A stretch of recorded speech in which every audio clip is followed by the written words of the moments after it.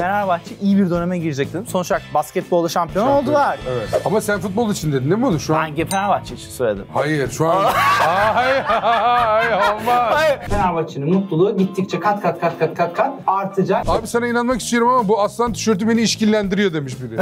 Aslan da çok severim. Kanarya. Kuşları da Kanarya da çok severim. Kanarya çok Gel severim. Kanarya'ya. Ardıra yıldız. Kaderim. Yani gerçekten Ne olmuş nasıl lan? bir süreç? Yani Jüpiter orada Türkiye'de para ile ilgili çok pozitif bir etki veriyor. Ne diyorsun? Evet. Böyle mesela, net bir tane daha bize de ver. De ki 2026 Haziran'ında işte yağmur yağacak. O değildi yani. bütün öğretiler diyor ki kendini sev. Kendini sevdiğine göre bizi de seviyorsun çünkü biz de kendiniz. Tek ricam yüzüme dokunmayın. Yüzüne dokunsa sevmiyor mu? Ya sivilce çıkıyor. Çıkmayan ne tahminim var? Fenerbahçe anlamı. Bu gülüş de kurtarmaz seni. Fenerbahçe.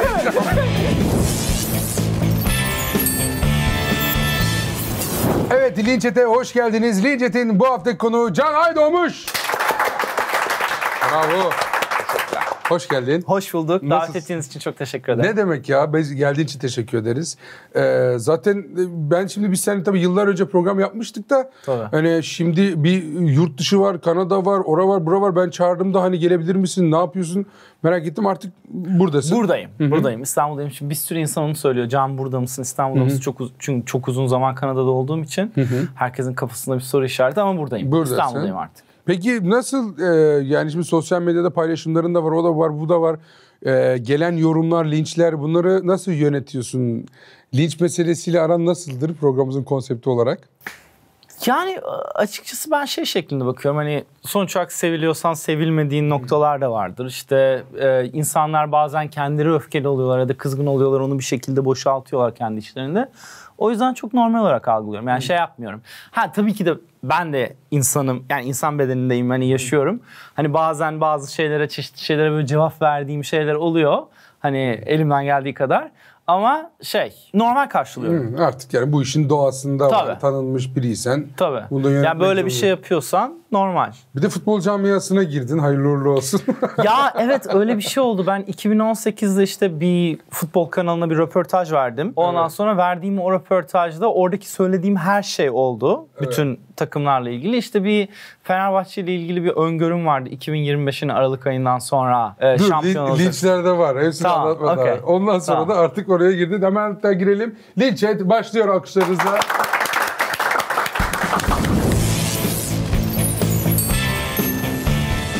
Diyete başlama saati 12 Eylül 18.55. Diyete başlamak için astrolojik olarak çok iyi zaman. Sizi seven bir can. Tüh ama saat geçti ya.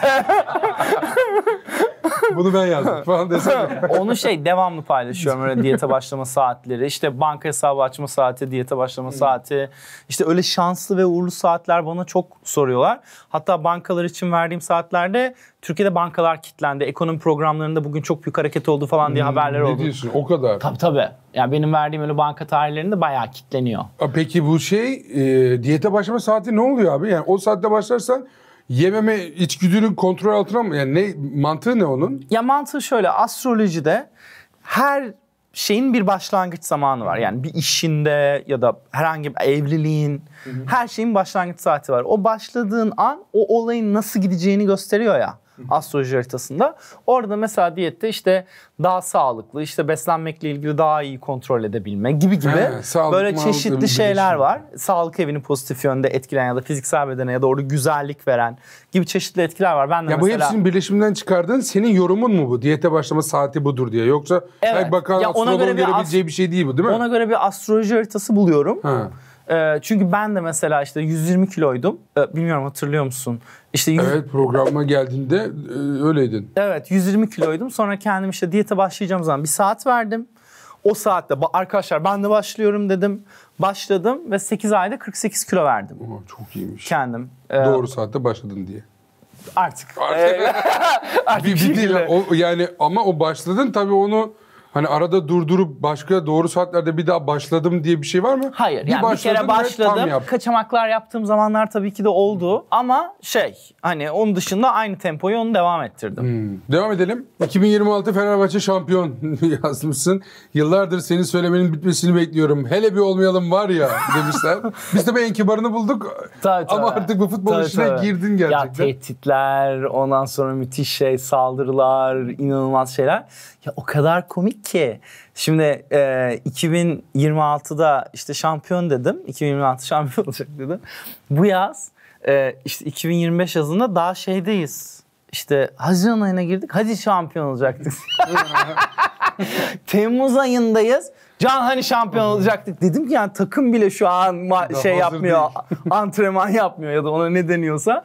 Takım bile dinleniyor. Sezon başlamadı. Sezon başlamadı. Hani o kadar ki ben 2025'in Haziran'dan sonra demişim. Ama şunu söylemek istiyorum. Ben bir de artı olarak yani bir sürü futbol kanalında bunu söyledim. 2025'in Mayıs'ından sonra Fenerbahçe iyi bir döneme girecek dedim. Sonuç olarak bak basketbolda şampiyon oldular. Evet. Şimdi voleybolda şampiyon oldular. Ama sen futbol için dedin değil mi onu şu an? Ben Fenerbahçe için söyledim. Hayır şu an. Hayır olmaz. Hayır. Linç. Bak vallahi ben de linç yazarım ha. Girelim yazarım. Ben Fenerbahçe için. Futbol için demedin mi? Fenerbahçe dedim. Fenerbahçe şampiyon olacak kabul dedim. Kabul etmiyoruz bunu. Fenerbahçe 2026 dedin. Evet. 2025'te basket şampiyonu olduk. Evet, bir de voleybolda oldu. Voleybolda oldu. Tamam ama Mayıs'tan itibaren iyi bir dönem olacak demiştim. Sonuç olarak bildim mi bildim. Evet daha değil daha. Ama hayır. Hayır ya Can ya.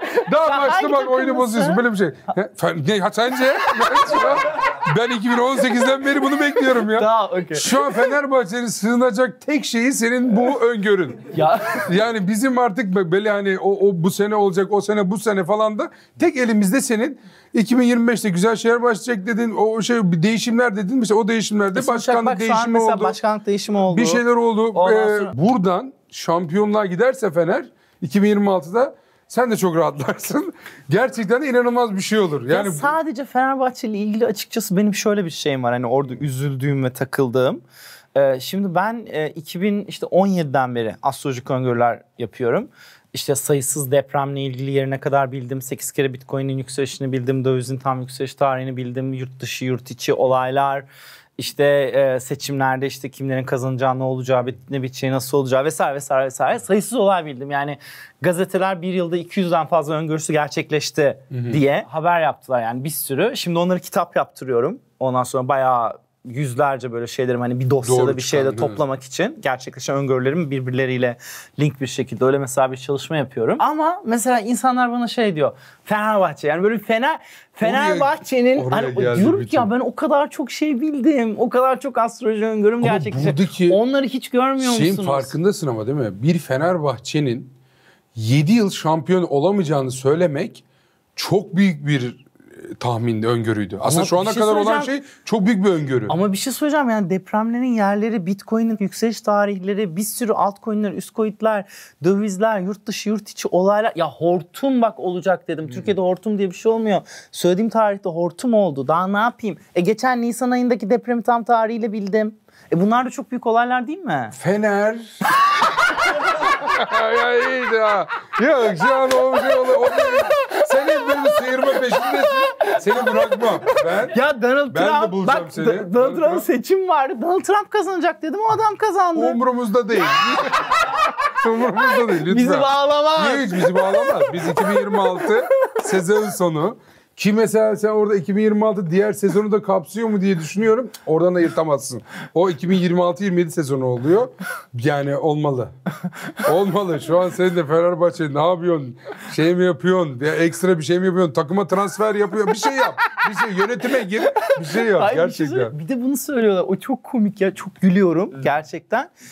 Sosyal medyada şimdi kendimi sıyırmaya çalışıyorum açıkçası birazcık Fenerbahçe olayından. İşte zaten Eylül ayına girdik. Baktım başladı. Öngörümü geri aldım. Beni bırakın falan dedim. Çünkü silahlar, tehditler bilmem ne. Ay dedim ben bütün sene böyle bir şeyle mi yapacağım dedim. Öngörümü geri aldım falan dedim.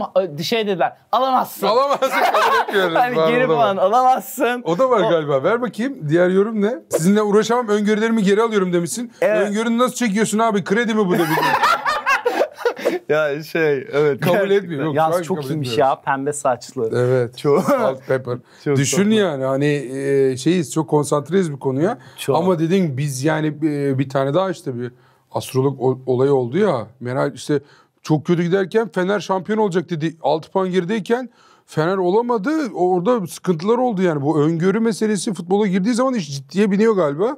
Değil mi? Yani biraz orada yani, futbolun başka bir alan olduğunu mu gördün? Yani şimdi mesela o videomda mesela futbolla ilgili hangi takımla ilgili ne dediysem hepsi oldu. Onun dışında her sene ben şimdi bir sürü futbol kanalı beni davet ediyor. Hepsine röportaj verdim. Bütün söylediklerim oldu. Mesela Mourinho ile ilgili ben söylemiştim. Fenerbahçe ile astroloji haritası uyumsuz. Ondan sonra Mourinho için kötü bir dönem olacak, iyi olmayacak vesaire falan dedim. Ondan sonra ve zaten söylediğim gibi oldu. Tedesco'ya baktın mı? Yok. Ay, vallahi gerçekten bıktım üstüme yakılmasın, hani başıma iş çıkmasın diye. Bir ara bir bakayım dedim. Hani kim kazanacak? Bir baktım yüzlerce kişinin ismini verdiler. Ondan sonra dedim hangi birisine bakacağım? Hani ondan sonra yüzlerce kişiye nasıl bakayım? Sonra zaten Tedesco oldu. Olduktan sonra bak dediler. Dedim en iyisi hiç bulaşma Can. Evet yani bu Fenerbahçe meselesini inşallah alnın akıyla çıkacağım. Bizim de sevineceğimiz bir sene olsun. İnsanlar da konuyu o kadar ciddiye almasın. Yani sonuçta kendisi Fenerbahçe demiş. Ben de hiç kabul etmek istemiyorum ama Can da zor durumda kalsın istemiyorum ama adam Fenerbahçe dedi. Bak baskette şampiyon olduk. Voleybolda da oldunuz. Voleybolda da olduk. Fenerbahçeliler. Voleybolda da olduk. Devam et. Şampiyon olamam yeter de git Jüpiter'i mi çeviriyorsun? Ayı yörüngeden mi atıyorsun? Güneşi mi söndürüyorsun? Bir şey yapamam öyle demiş. Evet, artık gülerek atıyorlar ya. Biraz eğlenme dozu da var. Tabii onu yapıyorlar sağ olsunlar gerçekten. Ama mesela devamlı bana yazıyorlar mesela bir şey oluyor. Can bir şey yap. Ya ben ne yapayım? Ben ne yapayım?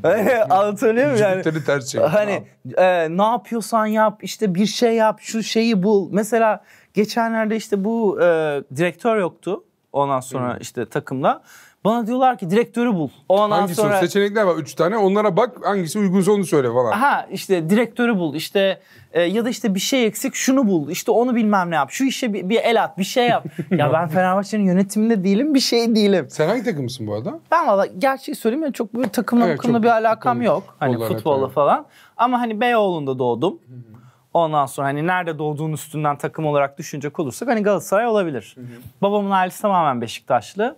Ama hani nerede doğduğun üstüne hesaplayacak olursak Galatasaray olabilir evet. Ama yani hani Galatasaray'daki bir tane futbolcunun adını söyle bilmem yani hani o kadar. Maçta seyretmiyorum ama istiyorum çok merak ediyorum yani. Böyle ablalarım bu tutkuyu merak ediyorsundur bu şu an sana gelen tweetlerden de anladık ama futbola olan bu tutkuyu hani bu sene maçları seyret ki güzel. Ya maçı seyretmek değil de maça gitmek istiyorum. İşte bazı böyle ablalarım abilerim var hani.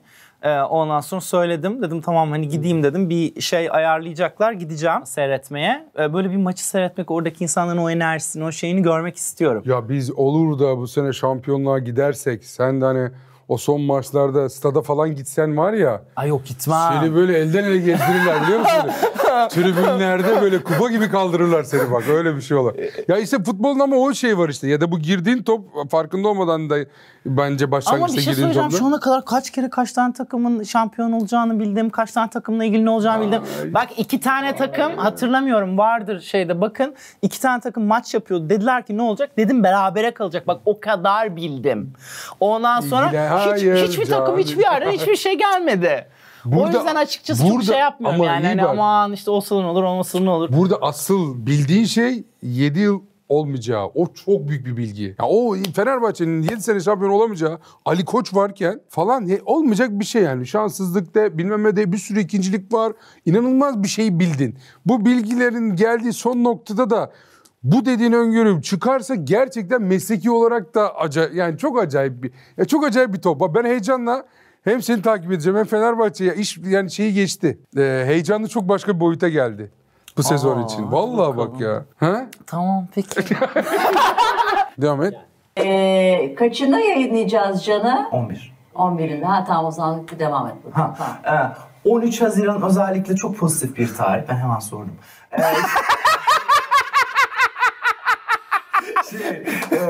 Çok pozitif yani yeni başlangıçlar yapmak, yeni bir şeylere başlamakla ilgili. Can deli gibi gülünce Sabah'ın gülmesi içine kaçtı resmen. Benden beteri varmış dedi kadın.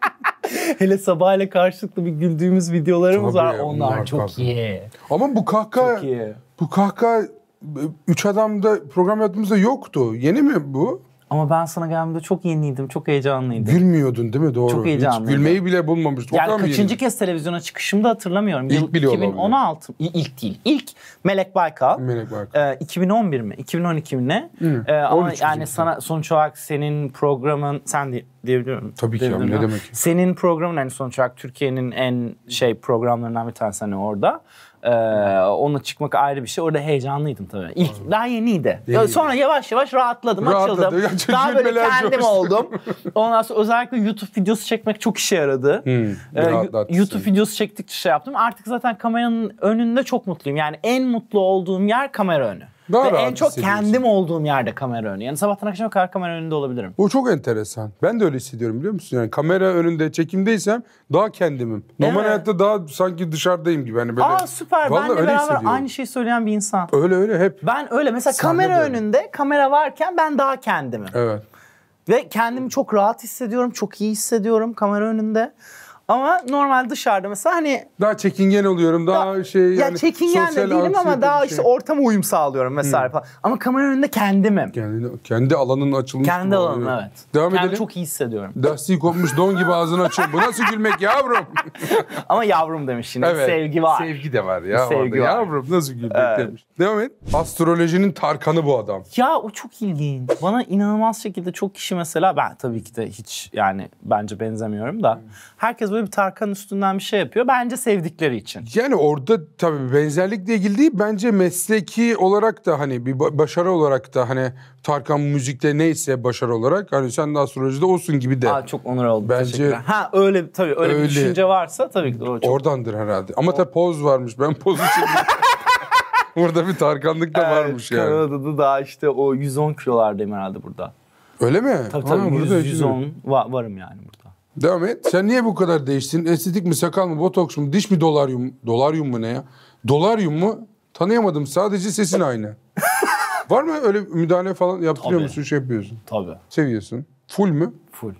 Bunun günü var mı? Bugün estetik günü. şu Tabii. saat falan. Ya şöyle ameliyata giriyordum mesela. 120 kilo verdikten sonra hani bir ameliyat olmak gerekti. Her şey, deri, meri falan o şeyler. Evet, tabii. Ondan Çok sonra iyi. bir ameliyat olmak gerekti. Ameliyata girerken mesela böyle saati tam şey yapıp şu an iğneyi vurabilirsiniz Yok falan. canım, Tabii o bütün kadar. doktorlar, profesörler falan böyle başımda bekliyor.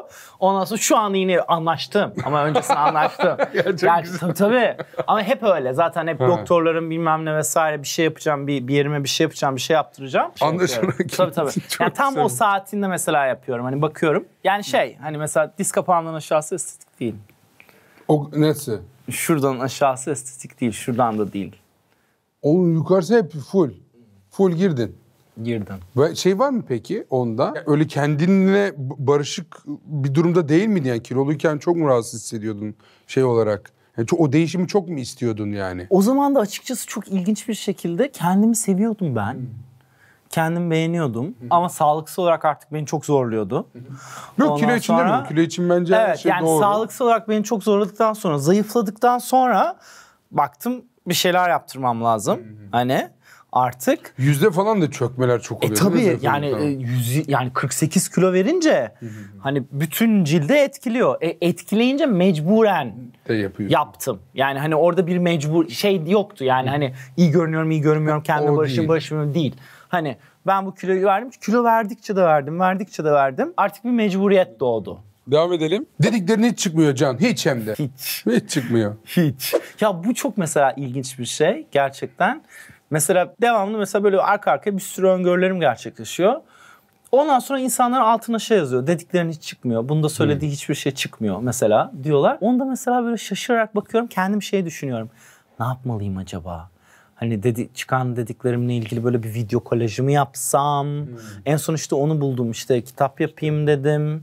Ondan sonra hani çünkü muhtemelen ya görmüyorlar ya görüyorlar, görmek istemiyorlar. Şey ama Yani videoda yapmak güzelmiş. O öyle bir hani YouTube'unda falan dedim çıktı videoları da çok etkili olur. Evet. Bence. Öyle bir şey yapabilirim. Çünkü yazılı evet mesela ama atıyorum bu Fenerbahçe muhabbeti öyle bir röportajın olduğu için de olay çok büyüdü ya. Tabii. Yazsan o kadar olmayabilirdi Şeyde de yani. mesela işte bu depremle ilgili Nisan ayında olan depremde Sabah Tümer'de, Danla Bilic'te programında işte İlkay Boğarılı'da bir tane daha yerde hepsinde birden aynı anda 2025'in Mart'ın sonundan Nisan başına itibaren 25 gün içinde sallantı deprem olacak dedim. Kayıtlıydı zaten. Ondan sonra onları tak mesela ondan sonra koydum. Hani güzel bir şey oldu. Ama tabii söz uçar yazı kalır. Yazı da çok işe yarıyor. Tabii. Ama bir şekilde hani bazen mesela böyle bir şey de geliyor. O kadar çok şey bildim ki böyle bir şeyle geldikleri zaman açıkçası şaşırıyorum. Nerede hata yapıyorum? Bizim programda söyleyeceğim bir öngörü var mı ya? Yaparız. Var mı? Tabii. Öyle bir şey. Tabii. Bu sene yok ben bu sene için ülke içinde falan böyle bir bileceğin, söyleyeceğin bir şey var mı? Bildiğin, hissettiğin. Var tabii var. Yani şu an şöyle söyleyeyim. Bir kere her şeyden önce Jüpiter Türkiye'nin 1. evinden geçiyor. Şimdi o olay da çok komik. Ben dedim 2025'in Haziran ile 2026'nın Haziran arasında Türkiye'de bir mutluluk ortaya çıkacak. Özgürleşmeler, rahatlamalar, çok pozitif ve olumlu yönde bir sürü etkiler kendini gösterecek dedim. Tamam mı? Ondan sonra Haziran ayına girdik. Haziran, hani mutlu olacaktık Can, hani. Ondan sonra demeye başladı. Dedim ki arkadaşlar ben 2025 Haziran ile 2026 Haziran arasında dedim. Onun mantığı da şu. Jüpiter bir eve girdiği zaman aslında ilk başta giriyor. Sonra ters dönüyor. Ondan sonra tekrar düz dönüyor. Aslında Jüpiter ilk düz girdiği zaman pozitif bazı etkiler verebilir. Ama asıl düz dönerek ters dönüp tekrar düz döndüğü zaman ikinci düz dönüşünde asıl çok pozitif bir etki verir. Biraz daha 26'ya doğru yani 26'nın Haziran'a doğru. Verir. Şimdi ama ben yine de sonuç olarak o dönemden itibaren olabileceğini düşündüğüm için 2025 Haziran'da 2026 Haziran için dedim. İşte Haziran-Temmuz ayında da Jüpiter'in yanına Güneş geldi. İşte ona yapmadığım bir şeydi. Güneş geldi. O yangınlara etkisi yarattı.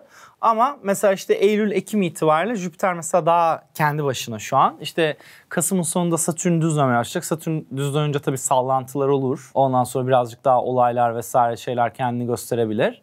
Açıkçası 2025'in Kasım sonundan itibaren. Ama olaylar sallantılar derken deprem üzerinden mi dedin onu? Ya sonuç olarak Türkiye bir deprem ülkesi. Her zaman depreme karşı önlem almak lazım ama Kasım sonunda Satürn düz dönmeye başlayınca bizi bir sallar genel olarak. Hani böyle bir etkiler ciddi anlamda. Hani birden ne oluyoruz falan olabilir. Ama en çok tabii ki de Türkiye'deki çok büyük şirket yöneticileri, patronlar, çok büyük markalar için zor bir dönem. Zaten onu ben söylemiştim. 2025'in Mart'ın sonu Nisan'a itibaren şirketler ve patronlar ve markalar için zor bir dönem demiştim. Dediğim oldu. Onu zaten söylemiştim. Şimdi orada mesela tekrar o süreç daha güçlü bir şekilde kendini gösterecek. Olumsuz anlamda mı şirketler açısından? Onlar için zor bir dönem. Evet. Yani O zaman ekonomik anlamda biraz zor bir dönem değil. Ekonomik anlamda değil. Patronlar. Yani şirketler kötü olacak değil. Patronlar, markalar, yöneticiler. Yoksa Türkiye'deki akış devam edecek. Türkiye'deki ekonomik olarak ben çok pozitif beklenti içindim. 2026 mesela Ocak, Şubat, Mart, Nisan, Mayıs aylarında arka arkaya çok pozitif bir sürü insanın çok mutlu olacağı, çok pozitif yönde gelişmeler kendini gösterebilir. Bu demek değildir ki bütün Türkiye işte uçacak birden. Ama daha olumlu olacak. Senin o daha önceki dönemlere göre daha pozitif bir dönem geliyor pozitif, diyorsun. Pozitif, mutlu edici gelişmeler ortaya çıkacak kesinlikle bence. Ve şöyle bir şey var. Sonra Jüpiter Türkiye'nin para evine geliyor. 2000 zaten şimdi de aslında giriyor 19 Ekim'de Kasım'ın başına kadar. Orada Jüpiter ama bir dereceye kadar gelecek, ters dönecek. O yüzden orada etki gösterir mi göstermez mi ben çok emin değilim. Ama belki bir şeyler olabilir. Belki yurt dışından böyle pozitif olumlu yönde bazı etkiler gösterebilir ama özellikle 2026'nın Haziran'dan sonra 2026 Ağustos, Eylül, Ekim mesela Jüpiter orada Türkiye'de para ile ilgili çok pozitif bir etki veriyor. Ne diyorsun? Evet, para ekonomiyle ilgili. Sonra Kasım ayında Ketu geliyor yanına. Yani oradaki bir parada azalma, muhtemelen o parayı bir yatırıma bir şeye yönlendireceğiz. Ama Rahu 8. eve geliyor. Yani yurt dışından bize para gelecek. Yani dış kaynaklar karşıdan mesela sallıyorum Amerika'dan, İngiltere'den, Avrupa'dan ya da işte Çin'den, Rusya'dan neredense bilmiyorum. Söylediğim şey kimse algılamasın. Hiçbir yer hiçbir şey tutmuyorum, hiçbir şey yapmıyorum. Bilmiyorum dışarıdan karşımızdaki yerden bize çok toplu paralar gelecek. 26'nın Ağustos 2026'nın Haziran ile 2027 Haziran arasında dersimi aldım. Daha önce bu seneden 2025 Haziran 2026 Haziran dediğim için 2027 Haziran'a kadar. Ondan sonra özellikle gelecek. Toplu 26 paralar. Haziran'dan 27 Haziran'a kadar para akacak. Yurt O dışından arada. bize. Arada. Ya bütün oraya girdik birden akmaya başladı Aksın. değil. Hani aksın tabii ki de. Hani aksın tabii ki de. Ama orada bir para yani finansal olarak olumlu ve pozitif yönde şeyler geçecek. Yani yurt dışındaki para kaynaklarımız ya da yurt dışı ile ilgili parasal şeylerimiz ya da yurt dışında ortaklıklarımız, beraber yaptığımız şeylerle ilgili maddi, belki de topraksal bir sürü şey gelecek. Mesela ben yıllardır söylüyorum, Türkiye'nin toprakları genişleyecek. Türkiye'nin yeraltı kaynakları daha fazla ortaya çıkacak, değerlenecek. Türkiye'ye teknolojik konularla ilgili çok büyük yatırımlar olacak. Ya bak, yıl 2016, 17, 18 ben çığlık çığlığa Türkiye dizi ve film sektöründe dünyada çok büyük bir yükseliş yaşayacak, inanılmaz şekilde iyi olacak dedim. Ve Türkiye 2023'ün aralığından sonra Türkiye çok büyük bir yükseliş yaşamaya başlayacak dedim. Dizi sektöründe Türkiye birinci oldu. Oldu, evet. Oldu. Evet, ya ben bunu satıldı. yıllar önceden söyledim mesela, defalarca. Böyle Mesela, net bir tane daha bize de ver. Net. Böyle Mesela onun dizi dışında- sektörü yükselecek. Ben onu istiyorum. Para gelecek yurt dışı falan, o değil. O gelirken onu bir şey bu. Net istiyorum ben. Bir tane böyle bana de ki 2026 Haziran'ında işte yağmur yağacak. O değildi yani. Daha net bir şey istiyoruz ya. Böyle ne olabilir? ya yani şeyi daha... bilsem bence çok muhteşem olur. İşte 2026 yazında kar yağacak. Kar yağacak. O çok iyi olur yani. Yani yapamadığım, henüz başaramadığım. Ondan sonra o var. Öyle bir şey. Ya mesela bak, bir şey söyleyeyim mi? Çok önemli. Bir sürü insan çok kale almıyor yoksa. Ben 2016-2017'den beri itibaren dedim ki Arap ülkeleri özgürleşecek, özgürlükler gelecek. Tamamen hani çok daha bambaşka bir noktaya doğru gidecekler. Türkiye gibi olacaklar, özgürleşecekler dedim. Suudi Arabistan şu an bambaşka bir noktada. Ben şimdi mesela Aralık ayında gideceğim. Suudi Arabistan'da arkadaşlarım var. Bambaşka bir yere doğru dönüştü. İran çok büyük bir özgürleşme yaşıyor. İran tam söylediğim tarihlerde bir değişim dönüşüm döneminin içine girdi. Bir sürü Arap ülkeleri. Ya dünya değişiyor. Çünkü yani astrolojik olarak mesela herkes devamlı şey diyor. İşte kötüye gidiyoruz, kötüye gidiyoruz. Hayır, kötüye gitmiyoruz. Astrolojik olarak bir kere şimdi yugalar var. Tamam mı? Astrolojik döngüler, siklus. Tamam mı? Binlerce yıllık bir dönemden bahsediyorum. Bir ışığın en yüksek olduğu nokta var. Bir en karanlık olan nokta var. Bunu senin o zaman programında söylemiştim. Ve biz birkaç bin yıl önce en karanlık noktadaydık. Yani sevginin, teknolojinin, bilincin en düşük olduğu nokta. Ne zaman? Birkaç yıl? 1000 yıl önce. Ha, 1000. Yani birkaç bin yıl önce. Ama biz oradan çıktık, şu an ışığa doğru gidiyoruz. Işık da bilginin, bilincin, teknolojinin hepsinin en yüksek olduğu nokta. O yüzden ben mesela işte kanserin mesela ilacı bulunacak dedim. Bak şu an mesela çıktı. Ya Covid dönemi mesela oldu. Herkes dedi ki bundan sonra böyle 10 yıl boyunca böyle bilmem ne böyle. Ben dedim ki hayır. 2020'nin Eylül ile 2020 Aralık arasında aşı bulunacak. 2022 Nisan'dan sonra rahatlayacak. 2023'ün Ocağı'ndan sonra domuz gribi gibi olacak dedim. Oldu dediğim oldu. Hiç kimse mesela beni tebrik etmedi. Asla. Hayır, asla. Can bak söylediklerinde çıktı. Ondan sonra. Fenerbahçe. Bu gülüşle kurtarmaz seni. Fenerbahçe'yi gerçekten ya, inanılmaz bir olay. Ama dinçleri unuttuk. Devam edelim. Olur mu? Pardon. Öngörüde bulunacağım. Devam edelim. Ha, bu bir şeye... Söylerim, veririm. Vereceğim. Tamam. Okay, söz mü? Şu an zorla alıyorum. Bana tarih ver. Olay ver bana. Devam et. Gamlı Baykuş. İçimizi kararttın be. Gamlı Baykuş. Ne dedim acaba burada? Evet. Muhtemelen anlattım. Oradaki işte olayları vesaire, ekonomik bilmem ne vesaire. Ama şu an daha pozitif bir mod. Ben hep pozitifim. Evet. Ben hep pozitif bir şekilde anlatıyorum. Mesela bir tane videom var. Bu bütün vefat edenlere Allah rahmet eylesin, bütün sevenlerin başı sağ olsun, bütün Türkiye'nin başı sağ olsun. 2023'te hani Şubat'ta deprem oldu ya. Onun öncesinde Ekim ayında mesela bir videom var. Şimdi görüyorum, tamam mı, bir şeyleri hani orada olacak vesaire bir şey görüyorum. Anlatması o kadar zor bir şey ki. Yani bir de o var. Onu mesela ne yapıyorsun öyle anlarda? Valla videoyu seyret, bayağı böyle strese girmiş, gergin bir şekilde. Ondan sonra mesela anlattım işte 2022'nin Ekim ile 2023 Haziran arasının çok zor olduğunu, özellikle Ocak'tan sonra çok sıkıntılı, çok kötü bir dönem olduğunu. Söz olarak mesela bazı şeyleri söyleyemedim. Gittim, köşe yazısı yazdığım yer var. Bilmiyorum söyleyebiliyor muyum ismini. Ondan sonra o ne diyor da mesela köşe yazımda işte 2023'ün Ocak ve Şubat ayında mesela deprem olabileceğini mesela yazdım. Yazı olarak yazdım, bıraktım, çekildim orada. Ama devamlı soruyorlar. Ben de şey diyorum, yok hayır falan diyorum. Çünkü birkaç kere şikayet edildim. Ondan sonra işte beni işte arıyorlar, işte İşte depremleri söyledim. Mesela söylediğim tarihlerde de oldu. Ondan sonra işte şey yapıyorsun. İşte bizi korkutuyor bilmem ne mesela. Ama yani benim bir sürü öngörüm. Ben astroloji öngörüsü yapıyorum. Yani deprem uzmanı değilim. Türkiye'de zaten devamlı deprem oluyor. Ben bazı tarihler, bazı yerlerle ilgili önemli şeyleri söylüyorum. O yüzden bıraktım. Mesela söylemedim öyle bir şeyde özellikle başına. Yazı olarak mesela orada yazdım. Geri çekildim. Hani öyle bir şeyden çok üstüme geldikleri için. Ama işte mesela bazen yani, süreçleri, bazı şeyleri de mesela anlatıyorum.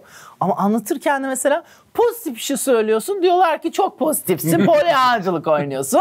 Negatif bir şeyi anlatmaya çalışıyorum. Gamlı baykuş. Ben ne yapayım? Ne yapayım? Ondan sonra gerçekten. Kahkaha, gülüş. Devam et. You should chill a little bit. Rahatlasın diyor. Niye? Çok hızlı konuştu muhtemelen. Ondan mıdır? Ondan kesin. Herhalde. Benim öyle hızlı konuşma şeyim var ya. İngilizce yorum yapan. Ama şöyle, şimdi yavaş konuşuyorsun, insanlar sıkılıyor. Hızlı konuşuyorsun mesela. Hani sosyal medyada vesaire videoların içinde. Ya bir dakikan var, 10 saniye var. Mesela televizyonda bazı işte programa çıkıyorum. Burç mesela anlatıyorum. O sırada işte diyorlar hızlan. Mesela diyor karşı taraf. Ya da oradan yapımcı işte yönetmen. Oradan hızlan diyor. Daha hızlanıyor mesela. Bu sefer de seyirci diyor ki çok hızlı anlatıyorsun. Ama yani o anlattırıyor. Bana zaman versin. Orada 1 saat versin. Yayıla anlatayım. Devam et. 1000 tane tahmin yapıyorlar. Birkaçı tutunca oha ya nasıl ya falan yapıyorlar. Doğru mu? Yani hangi tahminim çıkmadı onu düşünüyorum şu an. Çıkmayan ne tahminim var? Fenerbahçe şampiyonu. Korkulur ya. Devam edelim. Can lütfen aldığın eğitimleri kontrol et. İçinde sana zarar veren ve kendini objektif görmeni engelleyen bir şey var. Çok iyi bir insansın. Yüzün temiz. Niyetin temiz. Fakat şu ben bildim laflarını ağzında sakız gibi çiğneyince tüm pozitif yanlarını aşağı çekiyor. Onlar nefret ediyorlar. Yani mesela bir şey oluyor. Yine bildim mesela diye paylaşıyorum. Tamam mı? Ya da işte bir şey oluyor işte bilmişim. Mesela diyorum nefret. Nefret ediyorlar. Bana sinir oluyorlar. Hemen herkes altına bir sürü insan yine bildim diyor. İşte demediğin ve gösterdiğin versiyonda bir şeymiş. Yani yazmak ve video çekmekti değil mi? Mesela o yarar olabilir. İşte orada nasıl yapmak lazım? O zaman bildiğin şeyi de paylaşmazsan nasıl yapılabilir? O zaman başkasının paylaşmasını bekleyip başkasının paylaştığı şeyi retweet yapacaksın. Yok kendin bildim demeden bildiğin videoları öyle bir aslında bölüm yapmak kendine YouTube'da bir şey olabilir. O zaman da ama yine ben bildim diye göstereceksin ya. Ama bu da ben bildim demene sinirleniyorlar. Bildiğini göstermene sinirlenmeyebilirler belki. Ben fikir olarak söylüyorum. Sen tabii. Hayır canım fikri açığım. Ben öğrenmeye çalışıyorum. Öyle olabilir yani bilemem. Yani ne yapmak lazım acaba? Nasıl bir şey yapmak lazım? Mesela ona sinir oluyorlar bildim değil mi? Ama hani bildiysem bildim demenin ne sakıncası var? İşte onu bir ego olarak görüyorlar. Orada da egom vardır. Bildim, uğraştık, eğitimini aldık, bildik. Ondan sonra... Orada bir ödül isteme var değil mi ya? Yani evet helal olsun bildin can istiyor canım. Helal olsun bildin can. Yine can. Bildim dedi. Hani tam tersine. Yani hani mesela ben orada bildim diye paylaşıyorum. Yine bildim diyor. Ondan sonra hani orada bana mesela bilmişsin mesela diyeceğine hayır. Ondan sonra yine bildin. Orada mesela orada da muhtemelen benim görmem gereken... Üstüne çalıştığın bir şey var belli ki çalışıyorsun. Tabii yani orada mesela muhtemelen benim görmem gereken bir egom var. O yüzden. Tabii yani sonuç olarak da şöyle bir şey var. Şimdi yüzlerce öngörün gerçekleşmiş. Şimdi bir sürü insana danışmanlık veriyorum. Bir sürü insan hocam bana ne dediysen çıktı mesela diye geliyor. Sonuç olarak insanda orada bir gelişen muhtemelen bir ego var. Anlatabiliyor muyum demek istediğimi? Hani biliyorum. Hani yaşamda sana diyor ki sen bildim deme. Gerçekte bilen sen değilsin. Benim iznimle olan oluyor diyor aslında bana bunun üstünden. Yani bana sen aslında... onu çözümlemeye çalışıyorsun yani. Evet. Burada konuşanı da kendin gibi gördüğün için zaten. Tabii aslında bana diyor ki yaşam aslında bilen sen değilsin. Ben seni bu deneyimin içinden geçiriyorum. Şov yapma. Yani. Sen bildim kafasına. Aslında ben belki de o duygudan kurtulsam, bildim desem bile belki bir şey olmayacak. Benim öyle bir duygum, düşüncem olduğu için bu oluyor. Devam edelim. Hani her şey çok iyi olacaktı bu yaz Can Bey. Bir kere şunu söylemek istiyorum. Bak, bunu çok açık bir şekilde söyleyeyim. Bunu anlatayım. Türkiye'nin astroloji haritasında 1. evinde yükselenin ve ayın yanında Ardra yıldızı var. Ne var? Ardra yıldızı. Tamam mı? Benim de astrolojik haritamda ayımın tam karşısı. Kaderim. Yani gerçekten nasıl bir süreç? Yani aniden moda girdi. Nasıl bir süreç? Yani nasıl bir deneyim içinden geçiyorum gerçekten. Ardra Yıldızı tam karşımdaki olduğu için de hayatıma çok Ardra Yıldızlı insan geldi. Ardra Yıldızı Türkiye'nin bak yükseleni ve ayında var ay halk. Zaten yani insanlar. Hani anlatabiliyor muyum? Ardra Yıldızı ne demek? Ardra Yıldızı negatiften beslenen, kaostan beslenen, öfke krizi geçiren, ağlayan, ondan sonra bir yerde pozitif veya negatif varsa daha çok negatifi gören, ve kendini sevmeyen bu arada demek. Hani Ardra Yıldızı. Sonuç olarak da mesela bakıyorum, bizde zaten müzikler, onlar bunlar vesaire hepsi bir zaten ağlama içinde. Ondan sonra bir acı. Yurt dışındaki bir sürü şeylerde işte chill Türkiye falan filan mesela rahatla Türkiye falan filan yapıyordular. Onun dışında da mesela yani şöyle bir şey söyleyeyim. Sosyal medyamda mesela şey paylaştım işte bir tane mağazada işte köpeği içeri almışlar. Ben de şey paylaştım. Ne kadar güzel. Hani işte biz hayvanları seviyoruz toplum olarak. Hemen insanlara Türkiye'de hayvanlara yapılanları bilmiyor musun? Tamam biliyorum ama bu bizim hayvanları sevdiğimiz gerçeğini değiştirmiyor. Yani yurt dışında ben bir sürü dünyada ülkede bulundum. Tamam mı? Bulundum. Hiçbir ülkede bir mağazada onda bunda ya da vardır ama bu şekilde hayvanları aldıklarını, kışın hayvanlara bu şekilde yaptıklarını, bu kadar kedilerin beslendiğini. Ya yurt dışından bir sürü sosyal medya fenomenleri, onlar bunlar vesaire belgeselciler Türkiye'ye gelip Türkiye'deki kedilerin yaşamına dair belgeseller yaptılar. Neden? Biz seviyoruz, besliyoruz, bakıyoruz. Yani bu bir gerçek, somut. Onun dışında Türkiye çok güzel bir ülke. Ben yurt dışında mesela yani yaşadım gördüm. Türkiye gerçekten güzel bir ülke. Ve Türkiye'deki insanların çok güzel bir hayatı var. Yani şu manada şimdi insanlar bana kızmasın. Şu manada güzel bir hayatı var. Doğası güzel. Denizi bir sürü yerleri güzel. Eğlencesi, yemesi, içmesi, yemekleri güzel. Ben yurt dışındayken mesela Türk'üm dediğim zaman işte Rus'u, Çin'i, Avrupalısı, Doğu Avrupalısı, Orta Doğuluları falan hepsi titriyordular mesela. Türkiye niye? Yemeklerimiz çok lezzetli. 4 mevsim yaşıyoruz. Yani bir sürü çok pozitif şey var. Yani Türkiye'de çok basit bir şey söyleyeceğim mesela. Hani ben içmiyorum ama dışarıda mesela diyelim Amerika'da, Kanada'da, orada burada birisinden sigara istersen eğer senden $1 alır. Parasını alıyor. Tabii. Kesinlikle alır.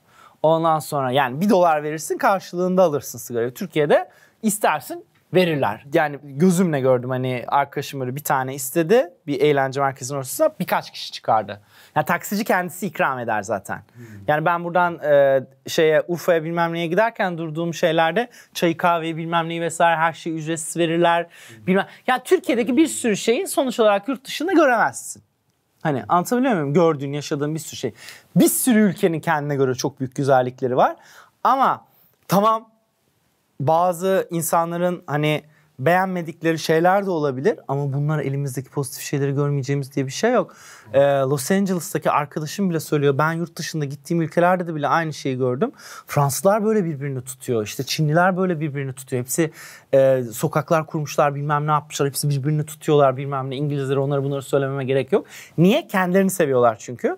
Bizde mesela yurt dışında Türk gördüğü ya da Türkçe mesela Türk diye mesela zıplıyorlar mesela, anlatabiliyor muyum? Kaçıyorlar ya da işte hani böyle kendine karşı böyle bir şey var. Halbuki mesela ben bunu gerçekten söylüyorum. Yani bununla ilgili videolar da çektim. Bizim en başlıca şeyimiz kendimizi sevmeliyiz. Çünkü biz gerçekten sevilmeye değeriz. Ülke olarak bunun bilincine de varmalıyız. Kesinlikle diyoruz. Varmalıyız. Yani en başta gerçekten Türkiye'deki insanların anlaması gereken şey kendinizi sevin çünkü siz sevilmeye değersiniz. Türkiye'deki insanlar çok değerlisiniz, çok kıymetlisiniz, çok özelsiniz. Devam edelim. Adam Kanada'yken daha mutlu görünüyordu. Türkiye'ye gelince devlet memuruna döndü demiş. Bu kadar gülmek istiyor mu gerçekten? Evet. Hani gülme şeyi o sanki içinden bir enerji boşalıyor gibi gülerken. Evet. Normalde gülmen gerekenden biraz daha uzun gülüyorsun ya. Akıyor. Ne yapıyorsun onu böyle bir salıyorsun mu kendini? Evet, bırakıyorum. O yani o şey yapmıyorsun yani. Merak ettim ya. Eğitimini almış gibisin, öyle bir şey diyeyim hani böyle sanki o boşalma yani daha uzun gülüyorum aslında. Mesela arkadaşlarımla durduruyor musun şu an kendini? Hayır, durdurmuyorum. Hayır, gülerken hayır ama yani sonuç olarak hani burada bunu yapıyoruz şu an hani böyle çok uzun güleceğim bilmem ne yapacağım vesaire diye şey yapmıyorum ama hani tabii daha bir kontrol mekanizmam var. Ama normalde mesela bayağı gülerken mesela onu hissediyorum. Yani buradan sanki böyle boşalıyormuş gibi hissediyorum. Yani o bir çıkıyor, böyle bir enerji çıkıyormuş gibi hissediyorum. O içimde bir enerji o dışarıya çıkıyormuş gibi hissediyorum. Çok iyi yakaladın. Evet. İnanılmaz farkındalığın yüksek. Bende de bu var. Ben yakalarım. Bende de var. Var. Şeyler var. Evet. Biraz kendime zaman ayırmıyorum. Ayırsam bende çok acayip şeyler var. Ya bir şey söyleyeyim mi yalnız? Ne var? Devam edelim. Can Bey, ücretsiz falda bakıyor musunuz efendim? Bir arkadaş soruyor. Ne diyeyim? Nasıl bizde? Valla şöyle fal bakmasını yani öyle bilmiyorum açıkçası. Hani öyle ücretsiz fal bakıyorum hani bir şeyim yok. Zaten fal bakmıyorum hani astroloji haritasına bakıyorum. Ondan sonra biz mesela arkadaşlarımızla hani toplandığımız zaman kahve içeriz işte kapatırız. Ondan sonra birbirimizin falına bakarız falan hani böyle geyik yaparız. Ama eğlencesine. Eğlencesine hani eğlencesine. Bu arada fal çok severdim ben. Hani inanılmaz. İnanılmaz yani Türkiye'de çıkmadığımda olası girmediğim yerin dibi. Dünyada gitmediğim dünyanın en ünlü medyumlarına baktırmadığım medyum yoktur. Ama işlerine sadece bir tanesi 2011 yılında baktırmışım. Hala kadının dedikleri çıkıyor. O medyum inanılmazdı. Kadın 2012'de vefat etti. Bekliyorum şu an ileriye dair kadının dediklerinin çıkmasını ama bence çıkacak. O inanılmaz bir şeydi. 5 ay beklemiştim. Ondan sonra çok meraklıydım. Sonra ne oldu? Bir şekilde yaşam bana bir şey yaptı. Ben eskiden mesela baktırdım bazı şeyler çıkıyor. Birisine baktırıyorum. Ne söylerse tersi oluyor. Ya da mesela bir şey olacak. Onunla ilgili baktırıyorum. Söylüyor tersi oluyor. Astroloji değil. Astroloji tutuyor.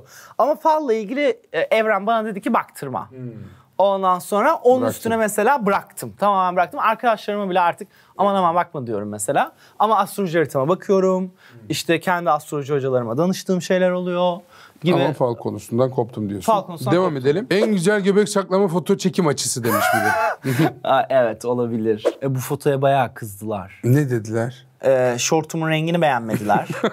Ondan sonra çok kötü bir renk işte bilmem. Halbuki ben şortumun rengini çok seviyorum.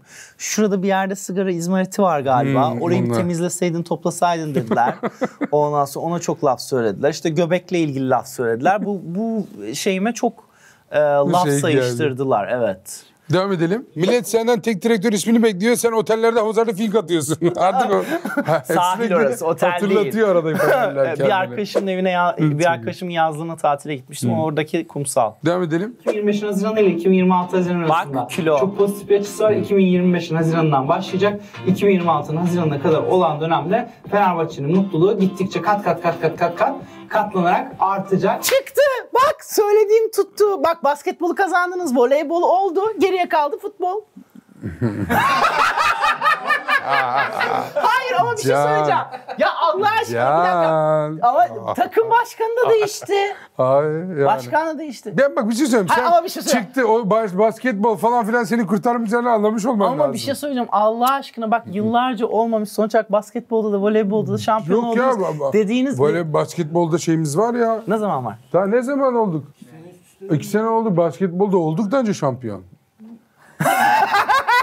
Can. Bunun şeyi ne? Abi sana inanmak istiyorum ama bu aslan tişörtü beni işkillendiriyor demiş biri. Üstünde kocaman aslan var bak. Göbeğim varken aslan giymişim böyle en kalıplı aslan gözüküyor Ay orada. gerçekten ya nasıl bir şey yapmışım. Ya. Bir de Fenerbahçe videosunda o aslında geçiyor. Burada da Beyoğlu dedin, Galatasaray falan dedim. Bak Tam vallahi bir işler hiç istediğim gibi şuursuzluk. gitmiyor. Tamam benimki tam bir şuursuzluk. Gerçekten bazen saflığım. Ama yok canım orada o aslanı tahmin etmemişsin. Ama o göbeğe o aslan giyinilir mi ya? Gerçekten. Evet çok iddialı duruyor. Çok. Yani göbeğimi nasıl gösterebilirim? Evet. Tişörtü olmuş o. Açısından. Aslan da çok severim. Hani aslan kaplan falan. Kediciyim böyle. Yapma. Pelin aşkı. Yapma bak. Kanarya. Kuşları da Kanarya da çok severim. Kanarya çok Gel severim. Kanarya'ya. Kanarya'yı Bu çok sene severim. Kanarya'yı seveceksin. Kanarya'yı Hatta çok başka severim. çare yok. Devam et. Artık can atmaya başladı. Şimdi bu oku baban gibi eşek olma gibi bir şey. Artık Ya can atmaya başladı ya da can atmaya başladı. evet artık can atmaya başladı. Şimdi Mustafa abinin şeyine bakıyorum. Ne demişim acaba? Neyime demiş acaba? Bir şeye sinirlenmiş artık can atmaya başladı demiş. Ya da artık can atmaya başladı. O kelime şakası varsa o çok iyi. Biz burada kalırmışız. Değil mi? Öyle mi? Artık can atmaya başladı. Bir şey içine daha mutlu can attı. Artık can atıyor. Heyecanlı. Mustafa abi bizi var ya şeye soktun baka ya.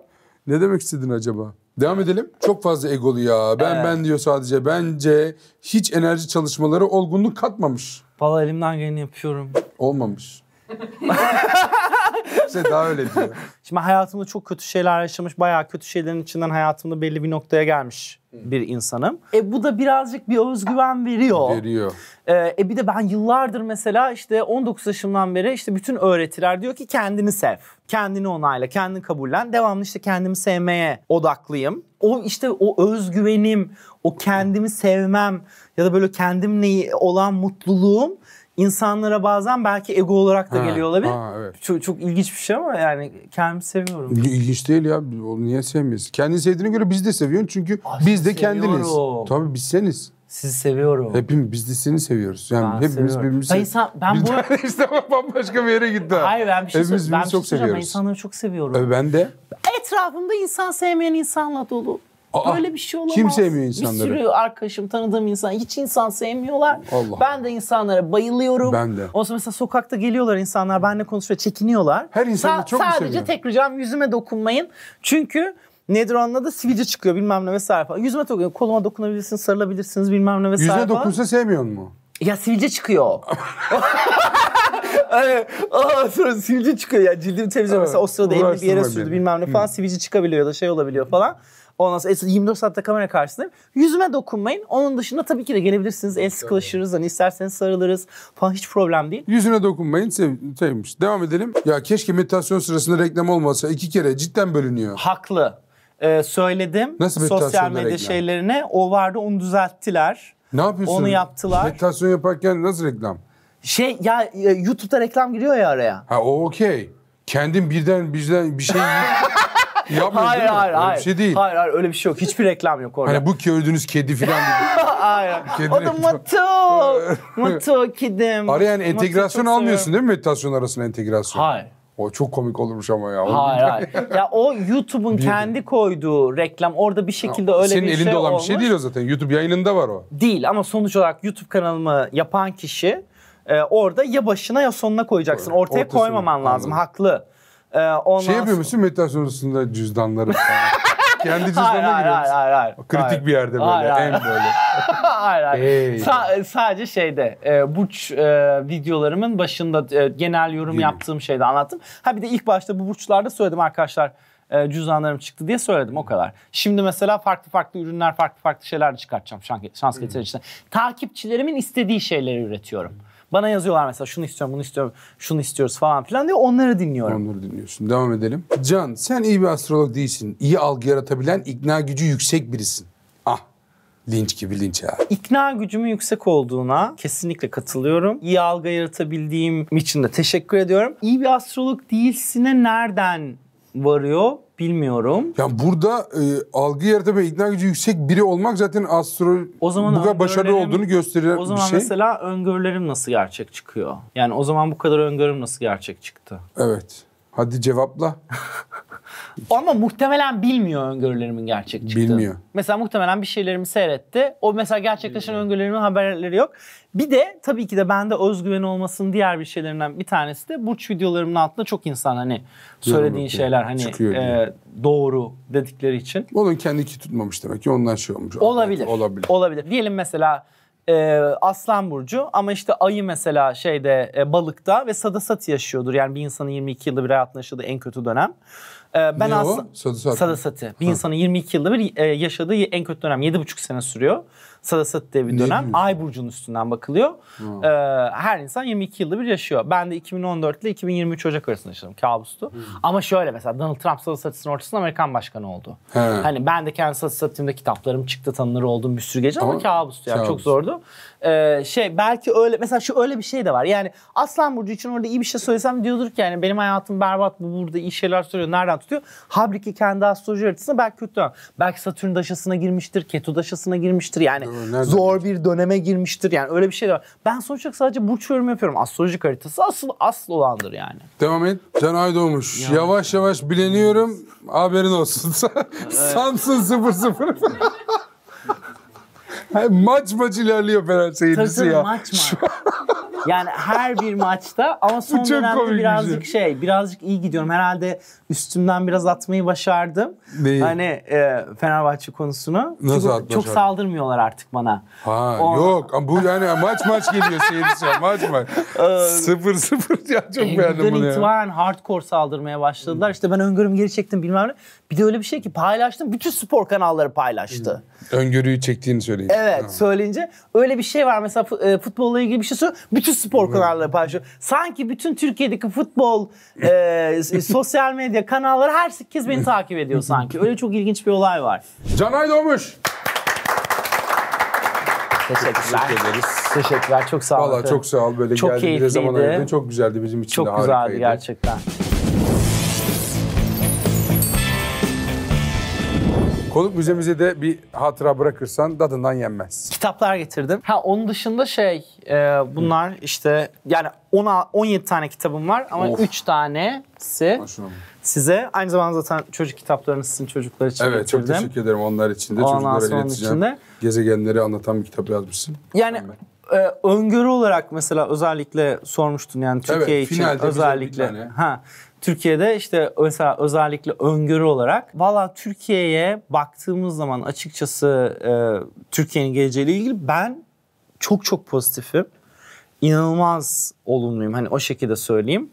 Mesela şimdi Türkiye 2020 ile 2026'nın Mart'ı arasında güneş aşısından geçti. Güneş döneminden zordu. 2026'nın Mart'ında ay aşısına girecek. Bir tık bir yükseliş yaşayacak. Burada zaten 2023 Aralık'tan sonra bir yükseliş süreci başladı dedim. Bir tık bir yükseliş yaşayacak. Yani 2026'nın Mart'ından sonra başka bir dönemin içine giriyor ve hep beraber bunu göreceğiz. Kendi içinde orada o yükselişi. Arkasından bu video çok uzun yıllar boyunca kalacaktır. Ne diyorum söylediğim zaman çıldırmayın, yapmayın. Ama bu dönemde ekonomik olarak, finansal olarak bir sürü çok pozitif yönde şeyler olacak. 2028'in mesela Mart'ından sonra 2029 Ağustos'a kadar depremler dönemi mesela demiştim. Zaten onu çok sayıda söyledim. Orada 28 ile 2028 Mart'tan sonra depremler. Ama asıl 2030'un 1 Haziran'dan itibaren bir ay içinde Marmara bölgesinde. Özellikle orada mesela dikkat etmek lazım. 2030'un 1 Haziran'dan itibaren o bir aylık dönem. Sonuç olarak yani ben mesela Fenerbahçe ile ilgili söyledim. Bak 7 yıllık dönem. Çok uzun vadeli de bir şey söyleyeyim.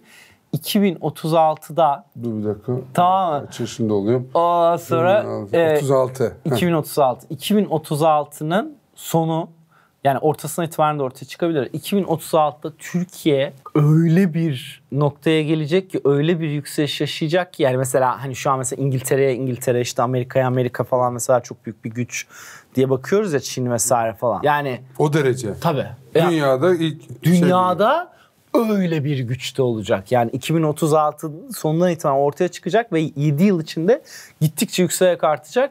Böyle bütün herkes titreyecek. Yani Türkiye öyle bir yani Titriyecek Türkiye'nin hiçbir ülkeye vize falan öyle bir şey olmayacak. Ondan sonra kaçtı bu? 2000? öncesinde de bak. Öncesinde de vize kalkabilir. Yok, öncesinde ben de yok, vize. şey diyorum. Öncesinde vize kalkabilir. 2036 2036'nın sonu itibariyle 2037, 2038 orada göreceksiniz vize falan olmayacak başka ülkelere vesaire.